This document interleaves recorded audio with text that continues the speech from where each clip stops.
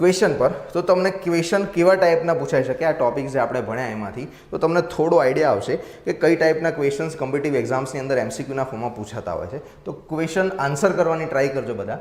Vote is the unit of dynamic viscosity of a fluid termed poise? આપણે હમણાં જે પોઈઝ define કર્યો કે જે ડાયનેમિક વિસ્કોસિટીનો સ્મોલ યુનિટ હતો એ નીચેનામાંથી કયો છે? ન્યૂટન સેકન્ડ પર મીટર સ્ક્વેર આવશે, ગ્રામ સેકન્ડ પર સેન્ટીમીટર આવશે, ડાઇન સેકન્ડ પર સેન્ટીમીટર સ્ક્વેર આવશે, ગ્રામ સેન્ટીમીટર પર સેકન્ડ આવશે. આ ચારમાંથી કયો ઓપ્શન આવશે? કમેન્ટ બોક્સમાં લખીને કહો. એ આવશે, બી આવશે, સી આવશે કે ડી આવશે? આપણે હમણાં જ ડિફાઇન કર્યું પોઈઝ. પોઈઝ કોને કહેવાશે?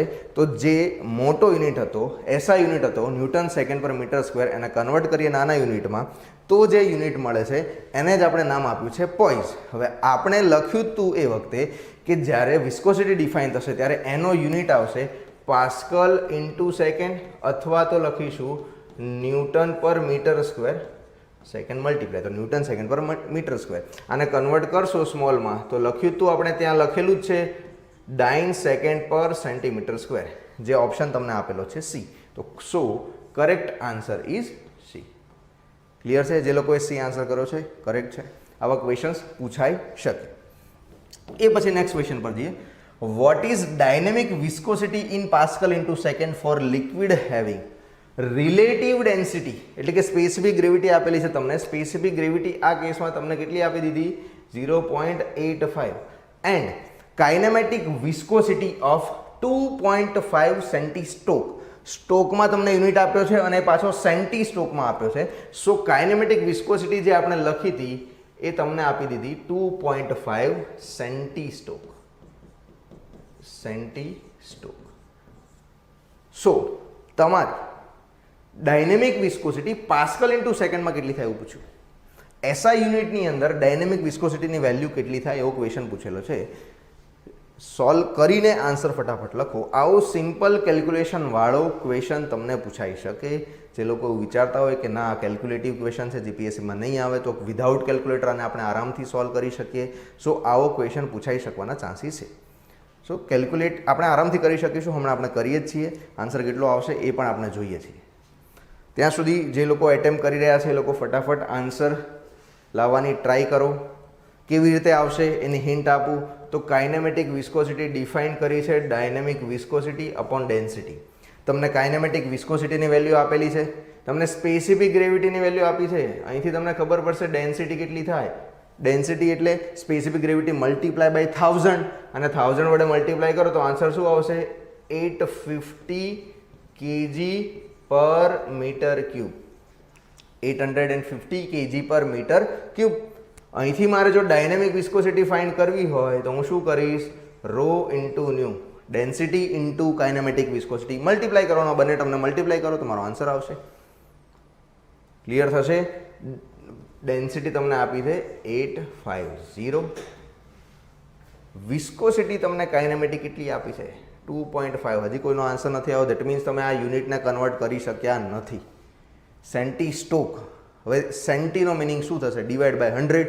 મીટરને સેન્ટીમીટરમાં કન્વર્ટ કરવા હોય તો શું કરવું પડે છે? Divide by 100. તો સ્ટોક સેન્ટી સ્ટોકને સ્ટોકમાં કન્વર્ટ કરવા હોય તો શું કરવું પડે? Divide by 100. તો હું શું કરીશ? Multiply by 10⁻². કરો ડિવાઈડ બાય 100. સ્ટોક જે છે એ સ્ટોકને મારે એસઆઈ યુનિટમાં કન્વર્ટ કરવાનો છે. સ્ટોકને એસઆઈ યુનિટમાં કન્વર્ટ કરવા માટે મારે શું કરવું પડે? Multiply by 10⁻⁴. હમણાં આગળની સ્લાઇડમાં જ આપણે જોયું છે કે 1 સેન્ટીમીટર સ્ક્વેર પર સેકન્ડ એટલે કેટલા, અથવા તો 1 સ્ટોક એટલે કેટલા મીટર સ્ક્વેર પર સેકન્ડ થાય? 10⁻⁴. આ થઈ ગયો તમારો યુનિટ એસઆઈ. આ પણ એસઆઈમાં છે, આ પણ એસઆઈમાં છે. આન્સર તમારો આવી જશે. હવે રહી વાત 85 ઇન્ટુ 25, 85 ઇન્ટુ 25 કેલ્ક્યુલેટ કરવાની વાત, તો એ તો તમે આરામથી કરી શકશો ને. સાદો ગુણાકાર કરતા તો ઓલમોસ્ટ બધાને આવડતું જ હશે.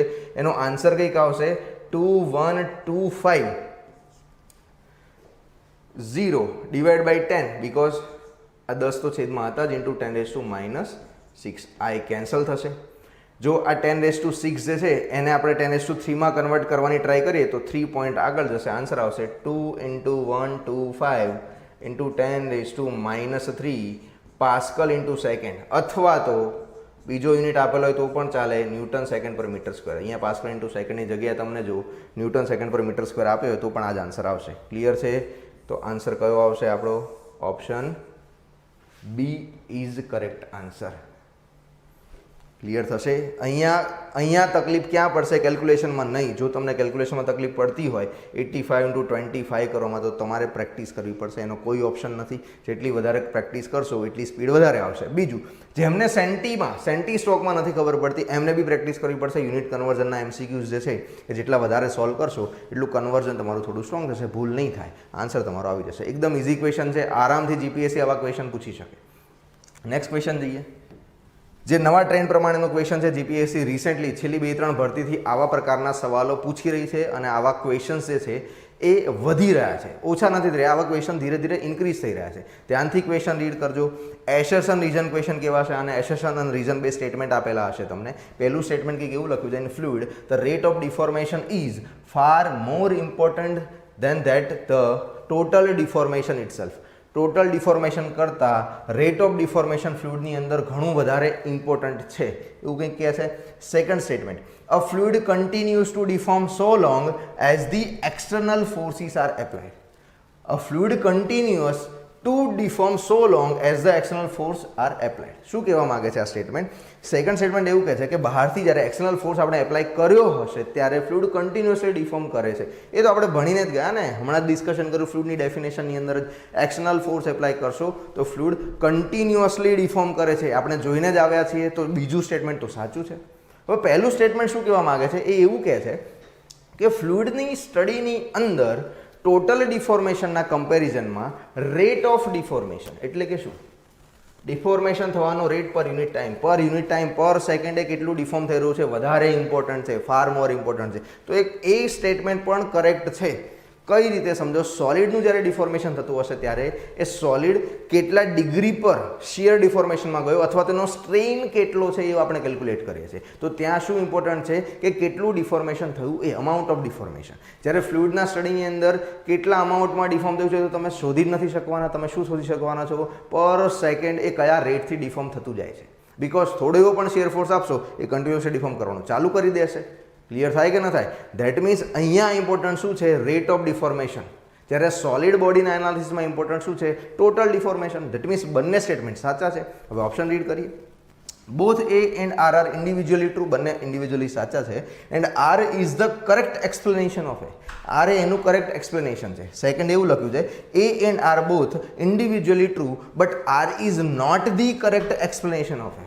R એ એનું કરેક્ટ એક્સપ્લેનેશન નથી. A is true, R is false. A સાચું છે, R ખોટું છે. A is false but R is true. તો C અને D તો આવવાનો ચાન્સ જ નથી, બીકોઝ બંને સ્ટેટમેન્ટ સાચા છે. હવે જોવાનું એ રહ્યું કે સેકન્ડ સ્ટેટમેન્ટ જે રીઝન તમને આપેલું છે એનું સાચું રીઝન છે કે નહીં. આવા ટાઈપના ક્વેશ્ચન GPSCની અંદર જોવા મળે છે, ઘણા બધા જોવા મળે છે. ઓલમોસ્ટ એવું એક્સપેક્ટ કરી શકાય 5 થી 7 અથવા 10 ક્વેશ્ચન આવી શકે. આવતા નથી બટ એક્સપેક્ટ કરી શકાય, બિકોઝ હવે લેવલ ધીરે ધીરે ઇન્ક્રીઝ કરશે. હા, 2 થી 4 સવાલ તો દરેક GPSCમાં હમણાંની લેવાયેલી બધી એક્ઝામમાં પૂછેલા છે. 4 સવાલ તો આવા પૂછેલા છે. સો આવા ક્વેશ્ચન પણ આપણે પ્રિપેર કરવા પડશે. આ પેટર્ન ESCની UPSC એન્જિનિયરિંગ સર્વિસીસની પેટર્ન છે કે જેમાંથી આવા ક્વેશ્ચન હવે GPSC પણ પૂછી રહી છે. તો હવે સમજો, આપણે તો જોઈ લીધું કે ઇમ્પોર્ટન્ટ છે, કરેક્ટ છે. આ પણ જોઈ લીધું કે આપણે ફોર્સ એપ્લાય કરીએ છીએ એટલે જે કન્ટિન્યુઅસલી ડિફોર્મ કરે છે. તો કન્ટિન્યુઅસલી ડિફોર્મ કરે છે એ જ રીઝન છે કે ત્યાં રેટ ઓફ ડિફોર્મેશન ઇમ્પોર્ટન્ટ થઈ ગયું. એ કન્ટિન્યુઅસલી ડિફોર્મ જ ન કરતું હોત તો મારે રેટ ઓફ ડિફોર્મેશન ફાઇન્ડ કેવી રીતે કરવાનું? મને મળે જ નહીં, સોલિડમાં મળતું જ નથી. ક્લિયર થાય કે નહીં? That means fluid continuously deform કરે છે એટલા માટે તો રેટ ઓફ ડિફોર્મેશનનું સ્ટડી ફ્લુઇડમાં વધારે ઇમ્પોર્ટન્ટ છે. એટલે R જે છે સેકન્ડ સ્ટેટમેન્ટ છે એનું સાચું કારણ છે, સાચું રીઝન છે. સો અહીંયા આન્સર આવશે A. એ તમને 3 પ્રકારના ક્વેશ્ચન બતાવ્યા. નોર્મલ થિયોરિટિકલ ક્વેશ્ચન આવશે, યુનિટવાળો તો કેવો આવશે, ન્યુમેરિકલ ક્વેશ્ચન આવશે તો કઈ ટાઈપનો આવી શકે, હજી થોડો અઘરો સવાલ કે જે એસેશન રિઝલ્ટ લેવલનો આવે. બહુ જ સિમ્પલ લોજિક પર રેટ ઓફ ડિફોર્મેશન અને કન્ટિન્યુઅસ ડિફોર્મેશન ફ્લુઇડની ડેફિનેશન પરથી આવો સારો સવાલ જનરેટ થયો છે. દેટ મીન્સ તમે એવું ન સમજતા કે કોઈ બી ટોપિક, કોઈ બી વાત સબ્જેક્ટ માટે GPSCમાં ઇમ્પોર્ટન્ટ નથી. બધું જ ઇમ્પોર્ટન્ટ છે. બહુ બેઝિકથી ભણવું પડશે, બહુ ફંડામેન્ટલ સ્ટ્રોંગ કરવા પડશે, ત્યારે તમને આવા ટાઈપના ક્વેશ્ચન સોલ્વ કરતા આવડશે. અધરવાઇઝ આવા ક્વેશ્ચન તમારે સ્કીપ કરીને જ નીકળવું પડશે. સો કોઈ પણ વસ્તુ હોય, ગમે તે ડેફિનેશન હોય, ગમે તે ટોપિક હોય, આપણે ઇક્વલી ઇમ્પોર્ટન્ટ આપીને જ સ્ટડી કરીશું તો જ આ ટાઈપના અઘરા ક્વેશ્ચન આપણે સોલ્વ કરી શકીશું. જ્યારે આપણે બેચની અંદર વાત કરીશું ત્યારે દરેકે દરેક ટોપિક પર આવા ક્વેશ્ચન કેટલા નીકળી શકે એનું પણ ડિસ્કશન કરીશું. બિકોઝ કેવા ટાઈપના ક્વેશ્ચન આવી શકે એ તમને ખબર હશે તો ક્વેશ્ચન તો તમે આરામથી સોલ્વ કરી